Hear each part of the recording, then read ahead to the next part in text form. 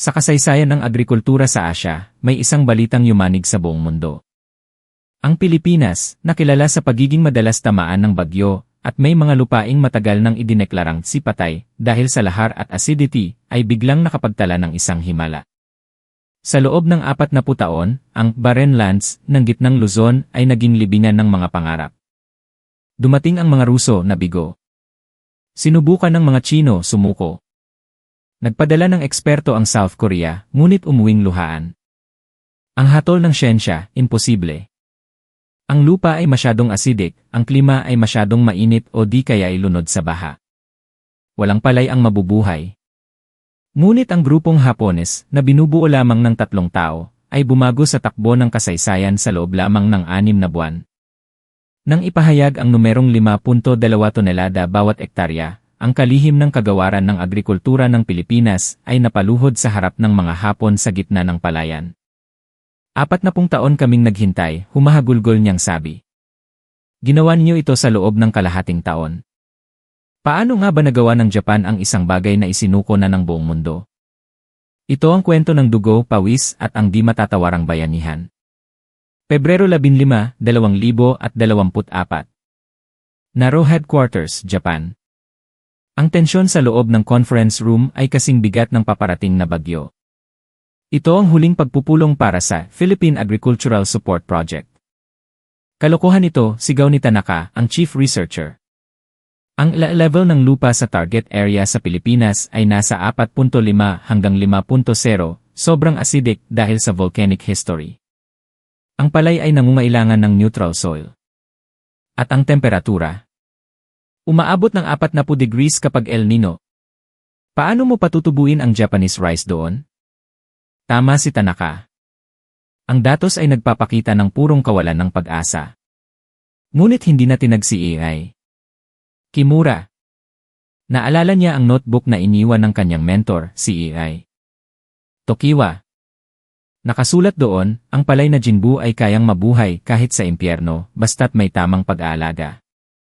Gagawin namin, matatag na sabi ni AI. Kimura.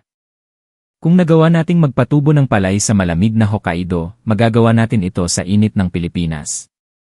Ang chairman ng Naro ay tumingin kay Kimura. Tandaan mo, AI. Kimura. Kapag nabigo ito, ikaw ang mananagot. Bibigyan kita ng pinakamaliit na budget at pinakakaunting tauhan. Ang team na nabuo ay 3 lamang. AI. Kimura ang idealistikong leader. AI. Sasaki, isang veteranong malapit ng magretiro, na nais ng huling gyera bago lisanin ang agrikultura. Hashimoto, isang batang researcher, puno ng sigla ngunit kulang sa karanasan. Ito lang sila.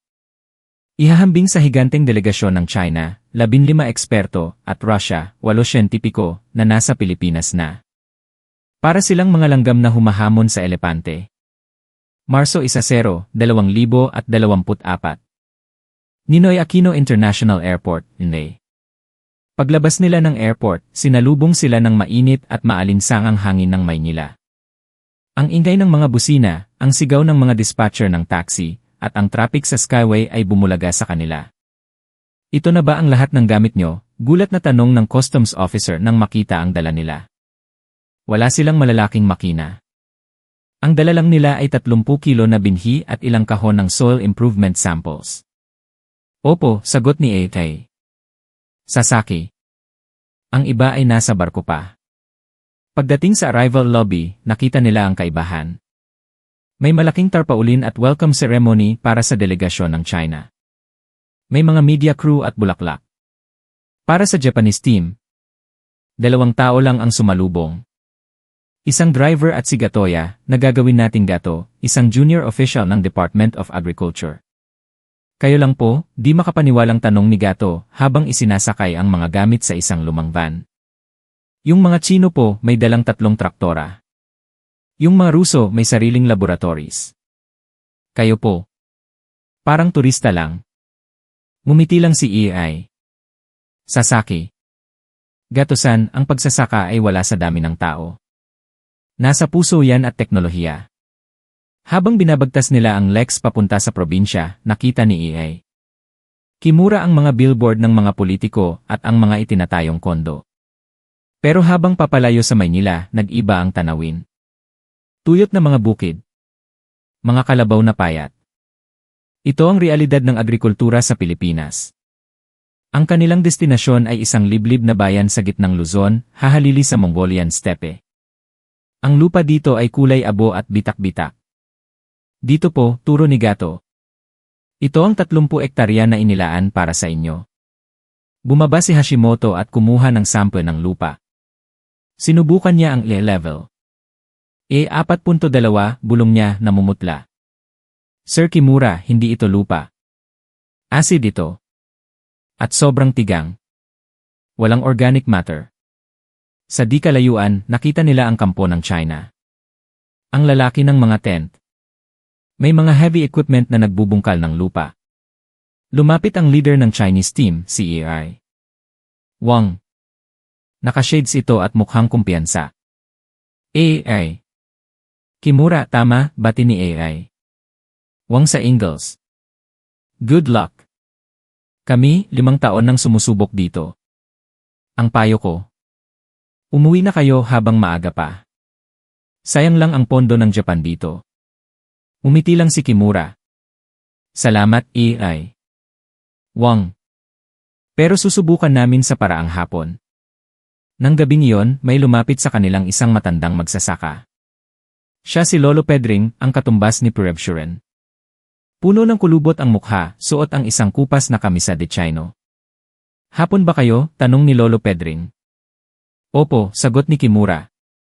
Nakita ko na ang mga Ruso noong 1983. Nakita ko ang mga Koreano noong 2010.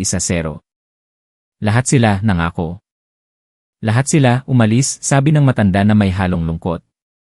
Ang anak ko, nag-off-board na lang sa Saudi kasi sabi niya walang pag-asa ang lupa natin. Bakit pa kayo nandito? Hinawakan ni AA. Kimura ang magaspang na kamay ni Lolo Pedring. Lolo, nandito kami para patunayan na pwedeng umuwi ang anak nyo. Gagawin namin ang lahat. Tumulo ang luha sa mata ng matanda. Sana. Sana nga. Nagsimula ang trabaho.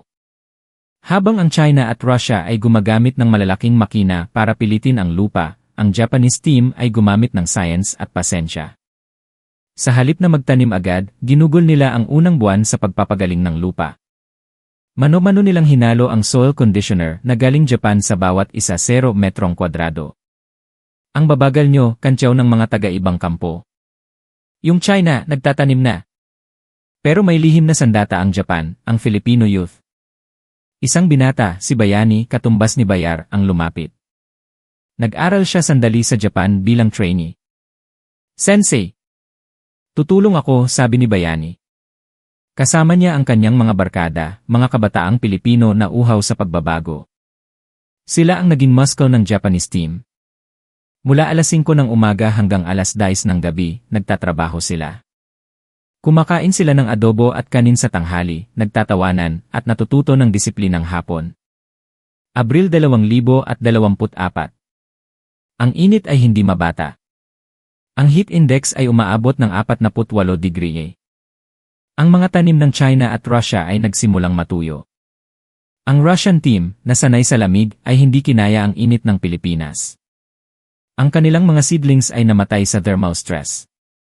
Aalis na kami, sabi ni AI. Vladimir ng Russia. Impossible ito. Ang Pilipinas ay impyerno para sa palay. Umuwi ang Russia. Natira ang China at Japan. Ang Japanese team ay hindi nagtanim agad. Hinintay nila ang tamang tiyempo. Ginamit nila ang Jinbu variety, isang palay na genetically developed para sa extreme conditions. Bago itanim, binabad nila ang mga buto sa isang espesyal na solusyon at nilagyan ng mud coating. Putik, tawa ng mga Chino. Naglalaro ba kayo? Pero nang itanim nila ito, himala ang nangyari. Dahil sa mud coating, napanatili ang moisture sa loob ng buto kahit sobrang init. Pagkalipas ng ilang araw, sumigaw si Hashimoto. AI. Kimura. May usbong na. Ang bukid ng Japan ay naging luntian, samantalang ang sa China ay naninilaw at namamatay. Ngunit hindi pa tapos ang laban. Noong Mayo, biglang nagkaroon ng dry spell. Naubos ang tubig sa irigasyon. Pinutol ng China team ang water supply papunta sa area ng Japan para iligtas ang sarili nilang tanim. Mamamatay ang palay natin, iyak ni Hashimoto. Dito lumabas ang tunay na diwa ng Pilipino, ang bayanihan. Dumating si Lolo Pedring. May balon sa kabilang baryo. 20 kilometro ang layo. Malayo po yun, sabi ni Kimura. Kaya natin yan, sagot ni Bayani. Tinawag niya ang buong barangay. Dumating ang mga tricycle, mga kuliglig, mga jeepney, at mga kariton na hila ng kalabaw. Bumuo sila ng human chain. Naghakot sila ng tubig, balde-balde, mula umaga hanggang gabi. Bakit nyo ginagawa ito? Tanong ni AI. Sasaki sa isang nanay na nagbubuhat ng timba. Dahil binigyan nyo kami ng pag-asa, sagot ng nanay. Ayaw na naming mabigo. Sa loob ng 15 araw, binuhay ng taong bayan ang palayan gamit ang kanilang pawis. Agosto 2024. Ang palay ay namumulaklak na. Kulay ginto na ang bukid. Pero may babala ang pag-asa. Isang super typhoon ang paparating. Signal no. 4. Balita sa radyo. Diretso sa probinsya nyo. Ang China team, na ang palay ay hindi pa gaanong hinog, 30% pa lang, ay nagpanik. Sinubukan nilang anihin ng hilaw. Ang Japan team. Ang kanilang palay ay 70% ng hinog dahil sa short cycle variety na Jinbu. Anihin na natin, sigaw ni Kimura. Muli dumagsa ang mga tao. Sa ilalim ng makulimlim na langit at malakas na hangin, nagtulungan ang mga Hapon at Pilipino. Mabilis ang kilos. Walang makinarya. Walang problema. Gamit ang karit at kamay, inani nila ang palay bago bumagsak ang ulan. Nang gabing iyon, humagupit ang bagyo. Kinabukasan, ang bukid ng China ay wasak. Putik na lang ang natira. Ang 70% ng kanilang tanim ay nasira. Pero sa warehouse ng Japanese team, nakatambak ang mga sako ng palay. Ligtas. Tuyo. Ginto. Setyembre 15, 2024. Araw ng pagsusukat. Dumating ang mga opisyal mula sa Maynila. Ang Food and Agriculture Organization, LA, representatives ay naroon din. Ang buong bayan ay nagtipon sa plaza. May banderitas. May lechon. Pero kaba ang nararamdaman ng lahat? Inanunsyo ng LA official ang resulta. Russia team, 0 tons. China team, 2.1 tons per hectare dahil sa bagyo. Tumahimik ang lahat. Japan team, huminto ang opisyal, tiningnan ang papel na parang hindi makapaniwala. 5.2 tons per hectare. Isang sigaw ang umalingaw-ngaw sa buong probinsya. Mabuhay! Nagyakapan ang mga magsasaka. Si Lolo Pedring ay napaupo sa lupa, umiiyak habang hawak ang isang dakot ng bigas. Bigas natin. Bigas natin to. Biglang bumaba sa entablado si Secretary Bautista, ang Minister Batbayar ng kwento. Siya ang kalihim na ilang dekada nang nakakita ng kabiguan. Naglakad siya palapit kay Iray. Kimura. Sa harap ng libu-libong tao at ng mga kamera, dahan-dahang lumuhod ang kalihim sa damuhan. Secretary. Tumayo po kayo, gulat na sabi ni AI. Kimura. Umiling ang kalihim, tumutulo ang luha. AI. Kimura. AI. Sasaki. 40 taon. 40 taon kaming pinagtawanan. Sabi nila, sumpa ang lupang ito. Sabi nila, tamad ang mga magsasaka namin. Pero ngayon, binigyan niyo kami ng dangal. Ginaya siya ng ibang opisyal. At maya-maya, pati ang mga magsasaka ay yumuko bilang tanda ng utang na loob. Itinayo ni Kimura ang kalihim. Hindi po kami ang gumawa nito. Ang mga tao nyo. Ang bayanihan nyo. Kami lang ang nagdala ng binhi, pero ang Pilipinas ang nagpatubo. Nang gabing iyon, nagkaroon ng pinakamalaking fiesta sa kasaysayan ng bayan. Ang kanin na inihain? Ang Jinbu rice na inani nila na ngayon ay tinatawag ng Sipag-asa rice. Mainit, mabango at matamis. Ito ang lasa ng tagumpay. Si Lolo Pedring ay lumapit kay Iray Kimura habang nagkakainan. May hawak siyang cellphone. Nakausap ko ang anak ko sa Saudi, sabi ni Lolo. Uwi na daw siya sa Pasko. Sabi niya, kung may bigas na dito, di na niya kailangang magpaalipin sa ibang bansa. Napaluha si Iray Kimura. Ito ang tunay na ani. Hindi lang bigas, kundi ang pagbabalik ng pamilyang Pilipino. 1 taon ang lumipas. Ang 30 ektarya ay naging 1,000 ektarya. Ang barren lands ay tinatawag na ngayong green zone.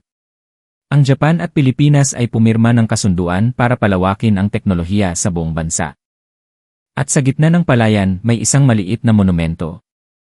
Nakaukit doon ang petsa at ang mga salitang, dito nagtagpo ang siyensya ng Hapon at ang puso ng Pilipino. Walang imposible sa magkakapit-bisig. Pag-alis ng Japanese team sa NE, puno ang departure area ng mga naghahatid. Hindi sila umalis bilang mga banyaga, kundi bilang mga bayani. Babalik kami, pangako ni Iray Kimura. Dahil simula pa lang ito. At sa bintana ng eroplano, habang nakatanaw sa ibaba, nakita nila ang Pilipinas, hindi na isang lupang isinumpa, kundi isang lupang kumikinang sa ginto ng palay.